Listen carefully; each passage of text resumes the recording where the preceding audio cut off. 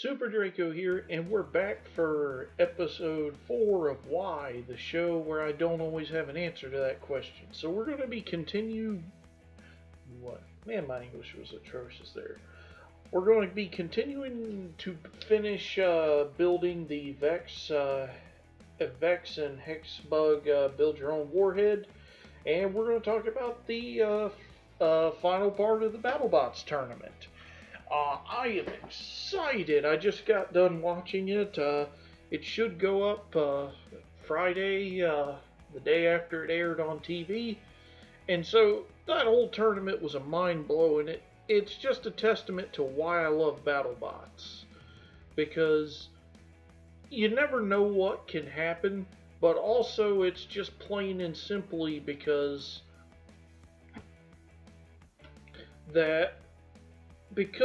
in my opinion, Battlebots is a case of it's one of the few sports that's truly fair.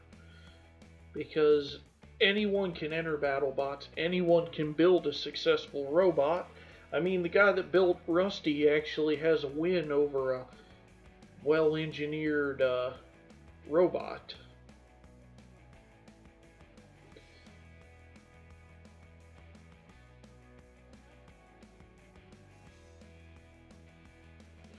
So, I guess we should jump in on to talking about the tournament bracket. So, first up, it was Minotaur versus Witch Doctor, and I actually picked Minotaur to win that, I believe. And Witch Doctor won by a unanimous judge's decision. So, I'm pretty sure I was wrong about that one. That one was hugely controversial. I mean, it's rare you hear the Battlebots audience boo, but they were booing like crazy because the end of the match, Minotaur had lost a wheel, and Witch Doctor had gotten caught on the rails of the upper deck. I guess it's probably too late for a spoiler warning, but the tournament's over, so anyway. So the controversy comes in that they stopped the fight to unstick Witch Doctor, but maybe I'm confused about the rules, but I didn't think they could do that because Minotaur wasn't stuck. Only Witch Doctor was stuck. And I like to repeat the meme that I think Witch Doctor gets a lot of favoritism from the judges. Or not the judges, the selection committee and the higher-ups at Battlebots, but I don't know. Because that did seem unusual to me, but it is what it is. Then in Sawblaze versus Riptide, Sawblaze defeated Riptide, and it was actually a pretty spectacular match.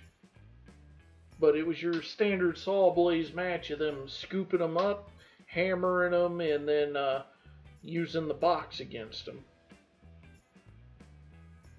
So then Hydra versus Blip, it ended in a KO because Blip got launched and ended up on the upper deck, and the magnets that keep Blip's own force from launching it off the box floor actually stuck it to the upper deck, and I guess with only 2 wheels touching the deck, they just could not move and were counted out as they should be. I predicted Hydra would win, so I was right. So, it was a pretty good flipper on flipper fight. The final one, Cobalt versus Tantrum, just based on the season they were having, I believe I picked Tantrum because I didn't see how Cobalt could feed Tantrum up into their weapon, and that kind of was the story of the fight. And Tantrum won by KO when they accidentally launched Cobalt, because I don't think it was intentional at all, but they launched Cobalt out of the arena, and that's basically an instant knockout. So yeah, that was the quarterfinals. So then in the first semifinal,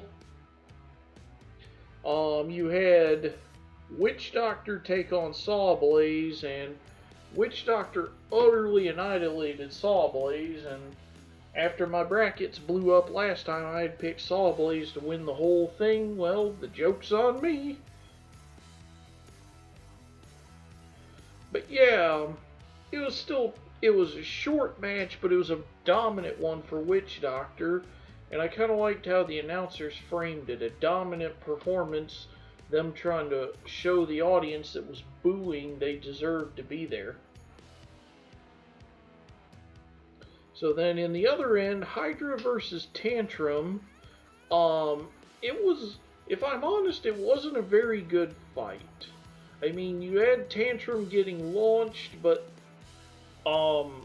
Hydra was continuing to use the strategy of just point the flipper at them and wait for them to come to them.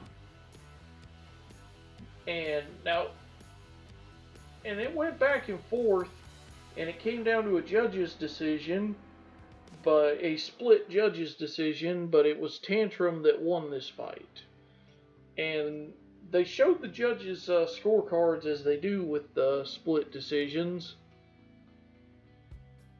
and it ended up being that I believe it was Judge Jason and Judge Derek actually penalized Hydra for his strategy, and I'm kind of on the fence because despite my dislike of the Ewurts, this was a tough one, and I see why the judges gave it, because by my understanding of Battlebots' aggression rule is you have to be using the main weapon, attempting to do damage. And under the most strict reading of the rules, I kind of see where the judges are coming from, because Hydra wasn't being offensive with their weapon, they were being defensive, they were being reactive. And, it's controversial, and they'll probably have clarifications of the rules for that next year. Or maybe they won't. It seems like every time they clarify one rule, something else gets murky. But either way, so the finals were Witch Doctor versus Tantrum. And it was an interesting battle, because in an early exchange, Tantrum got under Witch Doctor and ripped up a piece of their Under Armour with their puncher. And in doing so, Witch Doctor was basically high-centered for the entire match. And I'm also pretty sure the gyroscopic force of their own weapon was also keeping them high-centered. So in the end, their own loss of mobility, they ended up losing to Tantrum by KO. So Tantrum is the brand new Battlebots World Champion. First robot of his kind that I know of that's actually won a championship with a punching kinetic energy spinner. And overall just raising the bar. Although I want to know who actually got the golden nut as a trophy, because the girl and her fiance were running the team, but it still belonged to the guy that owned Blip, or was running Blip. Oops. What? Where the heck did this screw come from? Anyway, so, jokes aside about the woman and the giant nut, and I probably should put the Millhouse eyebrows around here, but I don't think I need to label this one like I did the others, just because there were only a handful of them. But all in all, it was an excellent tournament, and I always love when the unexpected happens. I love seeing, changes, history being made, and just things I couldn't predict. But, if I end up getting the end game, I probably won't have as much interesting stuff to say, because the tournament may not be going on for another year or so. But on to the state of the channel. So let me go over here. First things first, I want to go to my dashboard and I want to check the subscriber count. Because we're still at 32 subscribers. Just checking to see.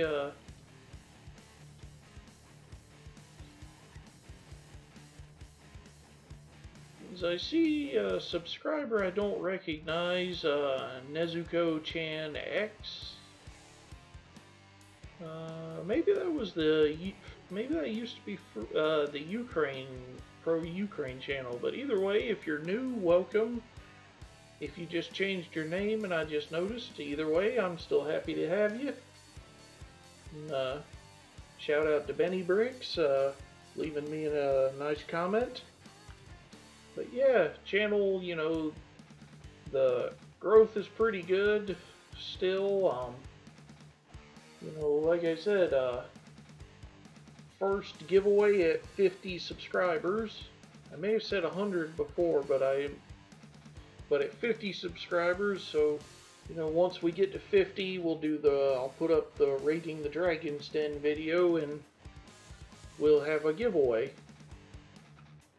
$25 Amazon card. Beyond that, you know, I'm always looking for content ideas, so feel free to leave me comments, email me, superdraco380@outlook.com. But you know, other than that, we're going to continue plodding along. I've got more Ghostbuster Ecto 1 videos coming. I haven't got my Bismarck shipment yet, but I'm just going to check and see if Agora has sent me my shipping notification.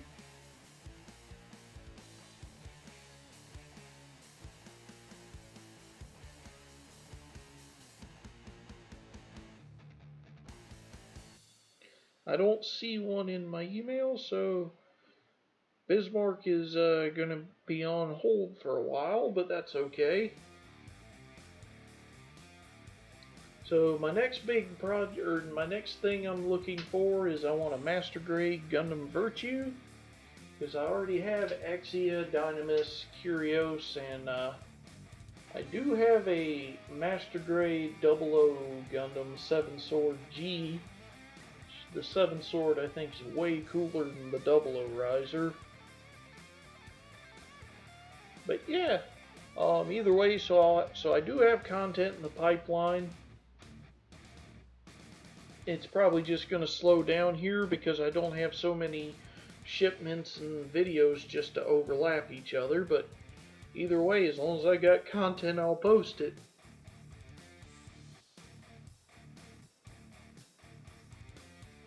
So anyway, thanks for watching, and we'll go out on the music because I'm losing my voice. And sincerely, I appreciate everyone who watches.